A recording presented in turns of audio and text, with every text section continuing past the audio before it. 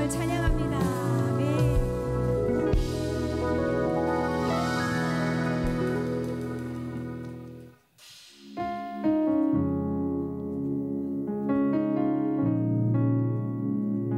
계속해서 복의 근원 되신 주님을 찬양하며 나아갑시다.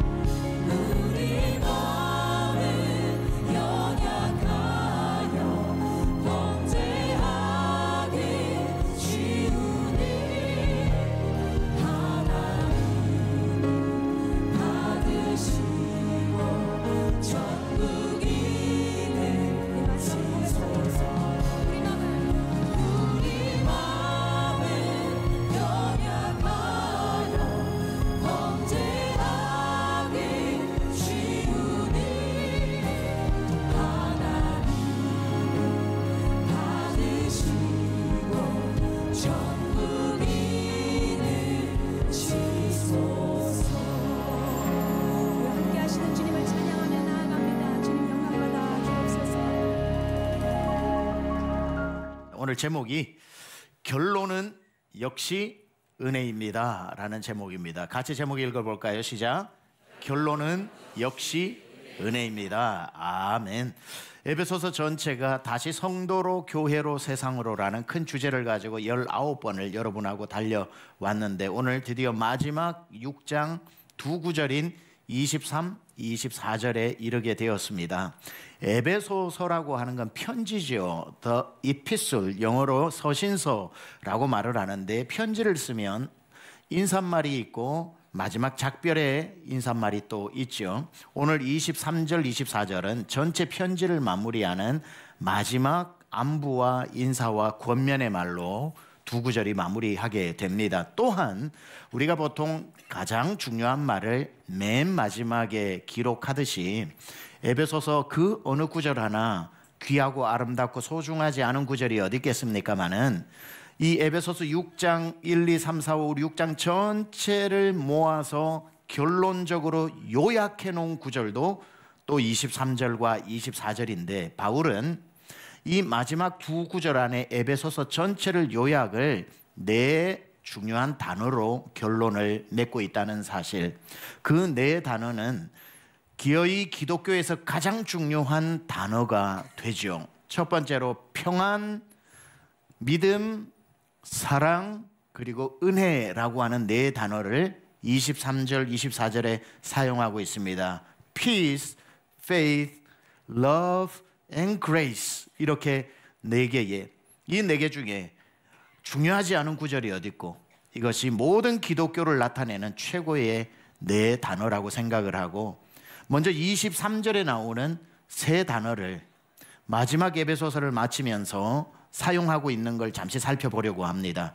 여기서 말하는 평안, 믿음, 사랑은 에베소서 1장부터 6장까지 나오는 내용을 요약하고 있다고 했는데, 첫 번째 살펴볼 단어는 바로 평안입니다. 영어로 peace, 평안. 에베소서의 시작이 예수 그리스도께서 이 땅에 오신 이유를 평화의 목적으로 오셨다라고 기록하고 있는데, 그 대표적인 구절이 2장 16절, 14, 16, 17절인데 예수님이 어떤 평화를 위해 오셨는지 이렇게 기록하고 있죠. 그는 우리의 화평이신지라 둘로 하나를 만드사 원수된 것 곧 중간에 막힌 담을 자기 육체로 하시고 또 십자가로 이 둘을 한 몸으로 하나님과 화목하게 하려 하심이라. 원수된 것을 십자가로 소멸하시고 또 오셔서 먼 데 있는 너희에게 평안을 전하시고 가까운 데 있는 자들에게 평안을 전하셨으니, 이렇게 예수님이 평안을 주기 위해, 평화를 주시기 위해 오셨다라고 이 마지막에 에베소서 전체를 요약하고 있죠. 그렇다면 예수님이 오셔서 주신 평화는 어떤 평화인가 보면 오늘 방금 읽었던 14, 16, 17절에 보니까 예수님이 오셔서 이루신 평화 중에 첫 번째는 하나님과 우리 사이를 평화롭게 하시기 위해 오셨다는 거예요. 하나님과 우리가 사이에 죄라고 하는 원수가 가로막고 있어서 우리는 하나님께로 갈 수 없고, 하나님은 그리 가지마, 그거 아니야, 아무리 우리의 길을 인도해 주시고자 말씀하셔도 하나님과 우리 사이에 죄가 가로막고 있었기 때문에 우리는 구원을 받을 수 없었는데, 예수님께서 오셔서 십자가 위에 대신 이 죄를 짊어지고 죽으심으로 하나님과 우리 사이에 막힌 담을 허무시고 화목해 하셨다라고 하는, 하나님과 우리 사이를 평화롭게 하기 위해 오셨으니 예수님이 죽으신 이 제사의 제물은 화목해 하는 화목 제물이었던 거지요. 우리가 찬송에 나오는 것처럼 화목제로 삼으시고 죄 용서하셨네. 예수님은 하나님과 우리 사이의 죄를 가져가시고 화목해 하셔서 이제 우리는 하나님의 자녀가 되고, 우리는 죽어 천국 갈 수 있고, 살아서도 하나님이 그쪽 가지마, 이쪽이야, 우리의 길을 인도하실 때 우리가 그분의 음성을, 양이 목자의 음성을 듣듯이 들을 수 있게 되는 것, 하나님과 우리 사이를 화목해 하시기 위해 오셨다는 거죠. 또한 두 번째 무엇을 화목해 하셨냐면은 죄 짓기 전에 창조하신 내 모습과 죄의 원죄를 가지고 태어난 죄된 내 모습에 예수님이 내 죄를 가져가셨으므로 다시 창조하실 때처럼 의롭다 여겨주시는 나와 화목해 하기 위해 오셨다는 거죠. 무슨 말이냐면 우리는 태어날 때부터 죄인이었습니다. 그런데 예수님 때문에 회복된 의인이 되었습니다. 그렇다면 이제는 나의 옛사람인 죄인과 내가 이제는 이렇게 분리되어져 있는 것이 아니라 예수 그리스도로 말미암아 참된 내가 회복되어지는 화해가 일어나게 된다는 거죠. 그래서 나를 만드신 내 자체를 이제는 사랑할 줄 아는 나와의 화해가 이루어져야 한다는 거죠. 너는 남하고 비교하지 마. 너는 대체 불가한 외모야. 유니크한 거야. 라고 이렇게 자기 자신을 굉장히 귀하게 여길 줄 아는 것도 우리 주님이 오셔서 우리를 회복시켜 주신 나와 나를 진심으로 회복되어지고 하나님의 형상으로 회복시켜 주신 화평케 하는 자로 오셨다는 거예요. 그래서 예수님 오셔서 하나님과 나 사이를 화평케 하고, 둘째, 나와 나 사이를 화평케 하여, 예수 믿는 사람은 이제 자기 자신을 사랑해야 할 줄 믿습니다. 왜냐하면 하나님의 작품이기 때문에. 남들이 말하는데 속지 마세요. 그거 다 열등감 가지고 얘기하는 거니까 여러분 그 말을 사실로 여기지 마세요. 여러분이 이렇다 저렇다 하는 거 다 여러분이 부러워서 하는 얘기니까 자신감을 가지시고 나는 하나님이 만드신 작품이라고 생각을 하시고, 그 다음 여기 뭐라 그럽니까? 먼 데 있는 너희를 가깝게 하셨다. 그리고 무엇을 화목해 하셨냐고 하니까 이방인과 유대인을 하나로 묶어주시는 것처럼 이웃과 여러분이 하나가 되고 부부간에 자녀간에 이웃간에 하나가 되어지는 그 화평케 하는 자로 오셨다는 거죠.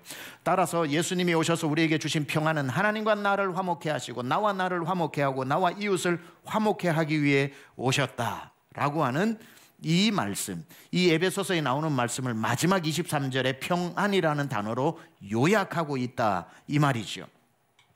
두 번째로 사용한 단어가 뭐냐면은 믿음이라고 하는 단어를 씁니다. 그러니까 평안이 너희에게 있고 믿음이 너희에게 있을지어다라고 했는데, 믿음에 대해서 에베소서는 도처의 믿음이라고 하는 단어를 사용하고 있죠. 우리가 잘 아는 2장 8절에도 이렇게 나와요. 너희는 그 은혜에 의하여 믿음으로 말미암아 구원을 받았으니 이것이 너희에게서 난 것이 아니요 하나님의 선물이라. 우리의 구원이 무엇으로부터 나온다고요? 믿음으로 말미암아 나온답니다. 3장 12절에 우리가 그 안에서 그를 믿음으로 말미암아 담대함과 확신을 가지고 하나님께 나아감을 얻느니라.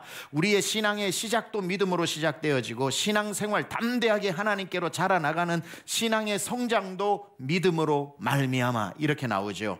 그리고 6장 16절에 전신갑주에 나오는 것처럼 모든 것 위에 믿음의 방패를 가지고 이로써 능히 악한 자의 모든 불화살을 소멸하고, 그러니까 나아가서 영적 군대로 전쟁에서 이기기 위해서도 믿음이 필요하다는 거죠. 믿음의 시작도 믿음이요, 믿음 생활할 때도 믿음이요, 나아가 전쟁에서 이기는 것도 믿음이기 때문에 믿음이 우리에게 이렇게 중요합니다. 이걸 요약하면 이런 말이에요. 너희가 믿음으로 택함받고 구원받았고 믿음 안에서 담대함을 가지고 그리스도를 닮아 신앙생활을 하면서 믿음의 방패를 가지고 세상으로 나간다면 원수의 어떤 불화살도 막아내는 그러한 능히 이기는 군사가 될 것이다.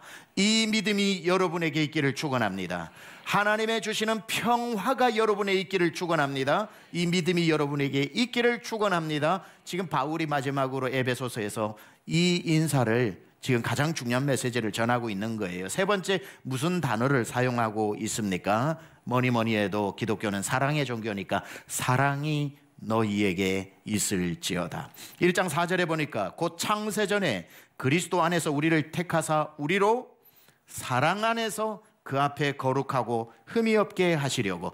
창세전부터 우리를 택하시고 때가 이름에 우리를 구원하신 이유는 뭐냐면은 사랑하시기 때문에 그렇다고 얘기하죠.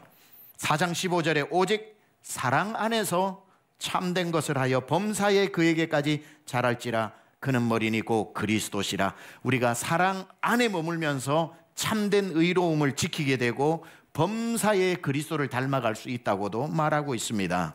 5장 2절에도 이렇게 말하죠. 그리스도께서 너희를 사랑하신 것 같이 너희도 서로 사랑 가운데서 행하라. 요약해 봅니다.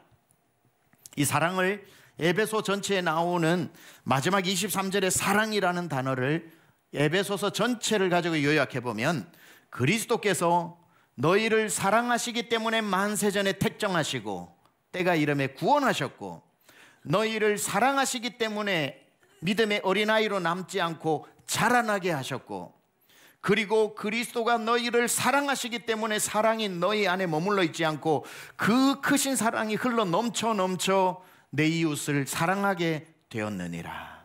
이것이 사랑에 대한 메시지입니다. 이 세 가지를 요약해서 마지막으로 인사를 하고 있는 게 23절인데 방금 말씀드린 이걸 기억하고 23절 우리 같이 한번 여러분의 목소리로 봉독합니다. 시작. 아버지 하나님과 주 예수 그리스도께로부터 평안과 믿음을 겸한 사랑이 형제들에게 있을지어다. 평안, 믿음, 사랑이 여러분에게 있을지어다 이렇게 나오는데 23절 계속 띄워주시면서 여기에서 볼 때에 우리가 방금 주목했던 평안, 믿음, 사랑, peace, faith and love 이 세 가지 단어가 굉장히 중요한데 23절에 더 중요한 절대로 놓쳐서는 안 되는 구절이 나와요. 무슨 구절이냐면 이 평안, 이 믿음, 이 사랑이 나오는 출처가 중요해요. 출처. 근데 여기서 나오는 출처가 어디로부터 나오는 평안이어야 하고 어디로부터 나오는 믿음이어야 하고 어디로부터 나오는 사랑이어야 합니까? 아버지 하나님과 주 예수 그리스도로부터 나오는 평안이어야 하고 예수님으로부터 나오는 믿음이어야 하고 즉 예수님이 주시는 믿음이어야 하는 것이고 하나님으로부터 흘러나오는 사랑을 받아야 한다. 이 말씀을 하고 있는 거예요. 이 세 가지 종류도 중요하지만 어디에서부터 나온 것인지가 중요한데 왜 그러냐면 유사품이 있어서 그래요. 유사품이 있어서 가짜 평안도 있고 가짜 믿음도 있고 가짜 사랑도 있으니까 네가 지금 추구하고 누리고 있는 게 예수님이 주신 진짜 예수님으로부터 온 진짜 백이 평안인지 진짜 백이 믿음인지 진짜 백이 사랑인지 찐 사랑인지 아니면 유사품인지 주의하라 이거예요. 여러분이 마트에 가서만 유사품에 주의하라고 그렇게 그것만 눈 뚫어지게 보시는 것이 아니라 내가 지금 가지고 있는 이 믿음은 진짜 믿음인지 이 사랑은 진짜 하나님으로부터 흘러나온 사랑인지 이 평안은 세상이 주는 게 아니라 주님이 주시는 건지 주 예수 그리스도로부터 나오는 이것을 꼭 받아 누리라고 말하고 있는 겁니다. 조금 더 설명을 하자면은 왜 자꾸 그리스도부터 나오는 이 세 가지여야 한다고 하냐면은 거기에서 나오지 않는 유사품에 너무 많은 사람들이 속고 있기 때문에 그런 거죠. 세상에 유통되는 가짜 평안도 있는 거예요. 가짜 평안이 꼭 주님으로부터 오는 주님이 주신 것 같은 그러한 거짓된 평안을 누리는데 그게 얼마 못 간다는데 문제가 있는 거예요. 우리 주님이 주시는 평안은 뭐예요? 찬송가 나오죠. 평안을 너에게 주노라 세상이 줄 수 없는 더 중요한 건 세상이 알 수도 없는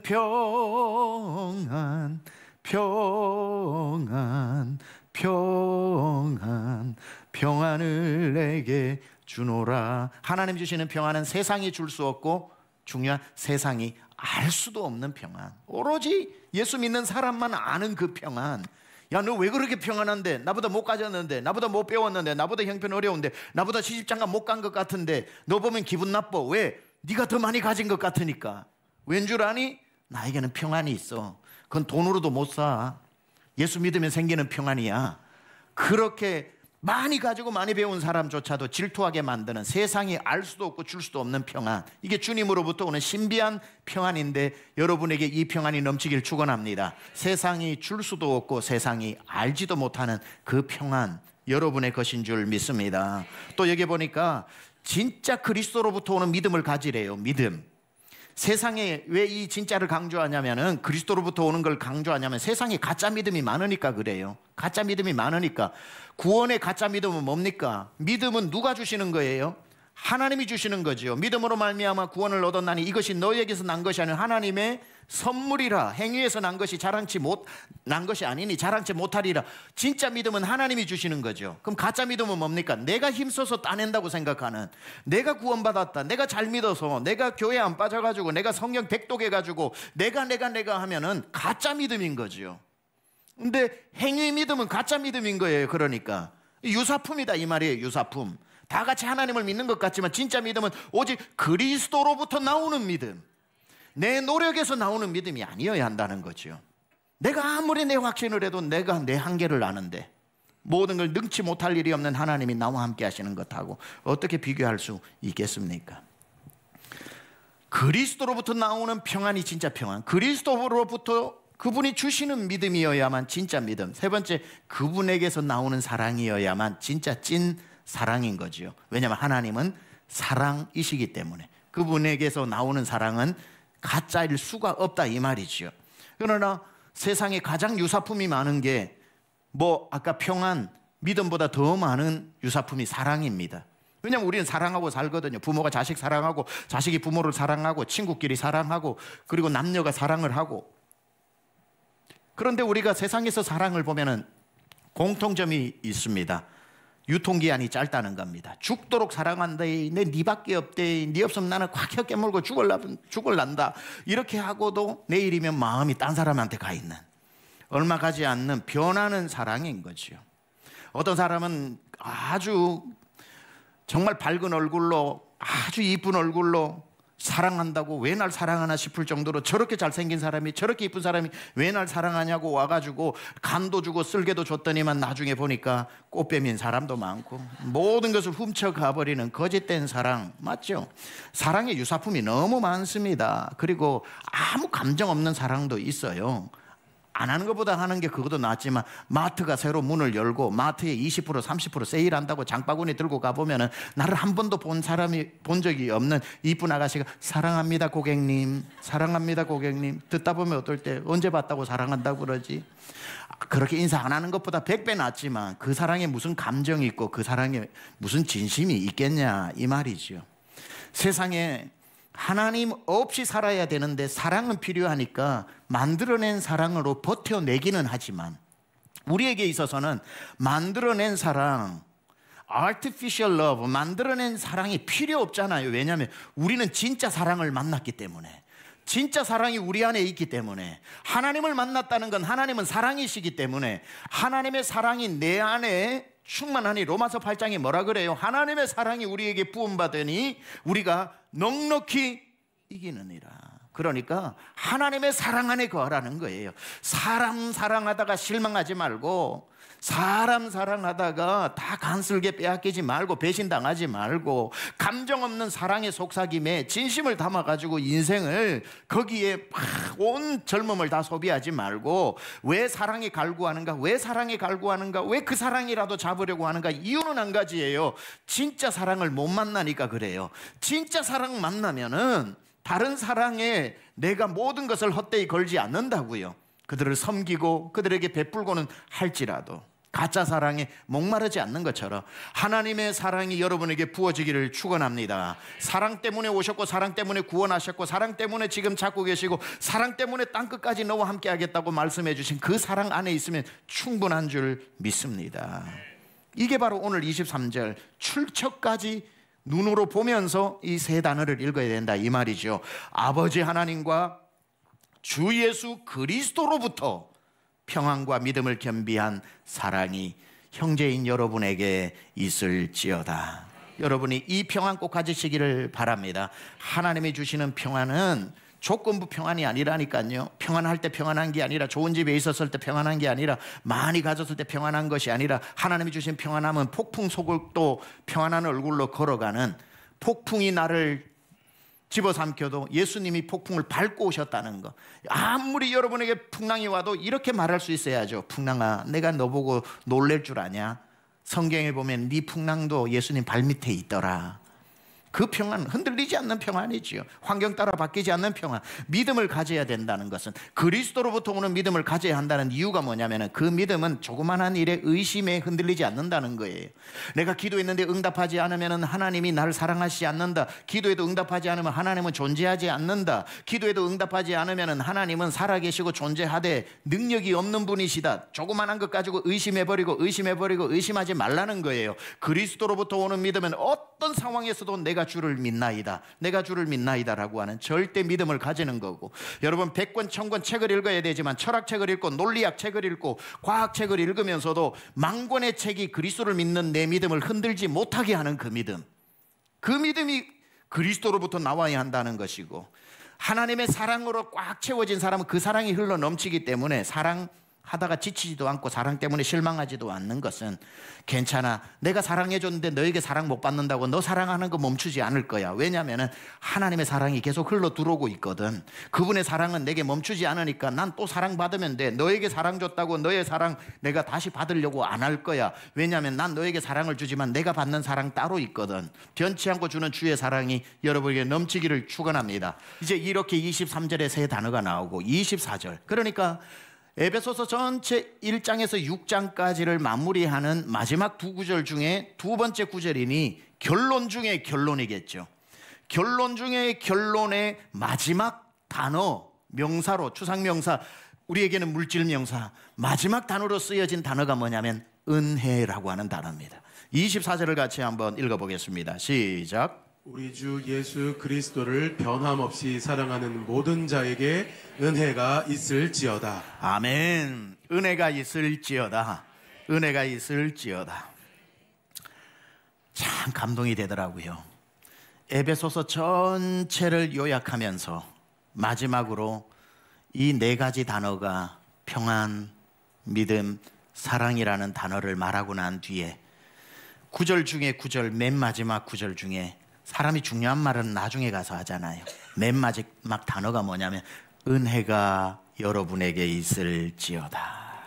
가장 중요한 단어.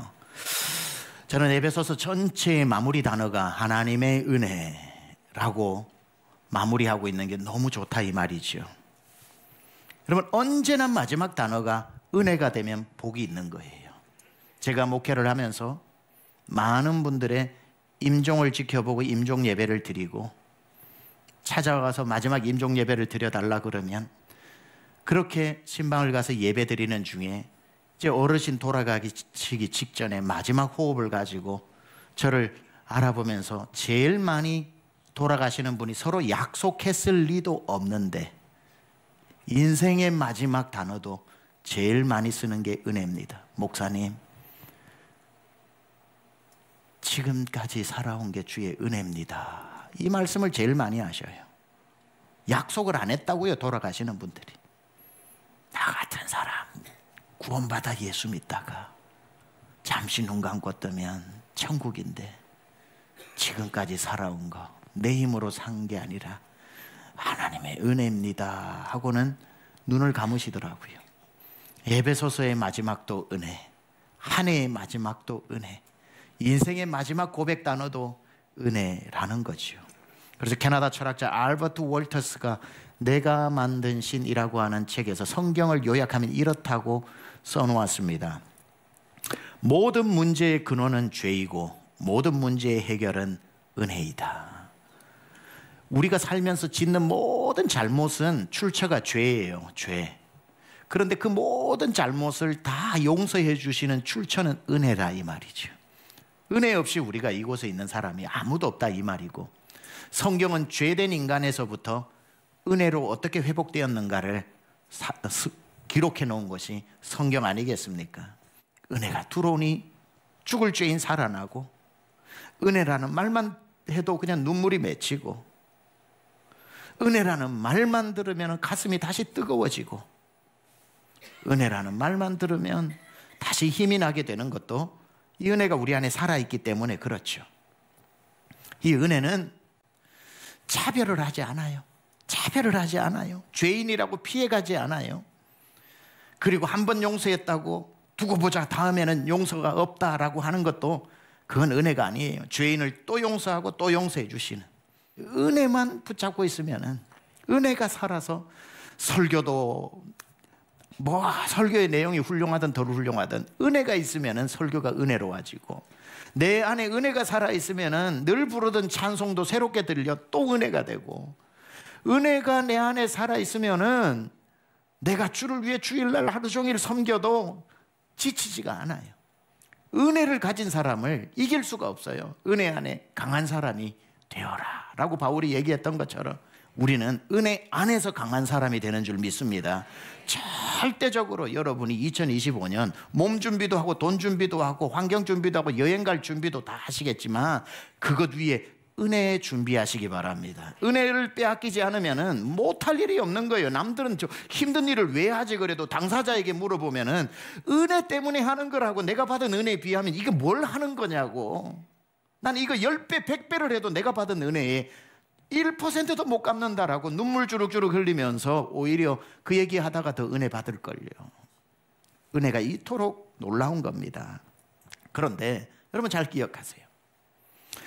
이 은혜가 여러분에게 있기를 축원합니다. 그런데 은혜도 두 종류가 있어요. 두 종류가.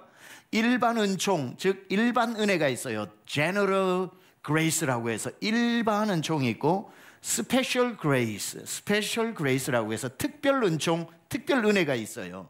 그런데 일반 은혜는 예수 믿는 사람, 믿지 않는 사람에게 다 골고루 주시는, 모든 인간에게 주시는 하나님의 은혜는 예수 안 믿어도 받는 은혜가 있어요.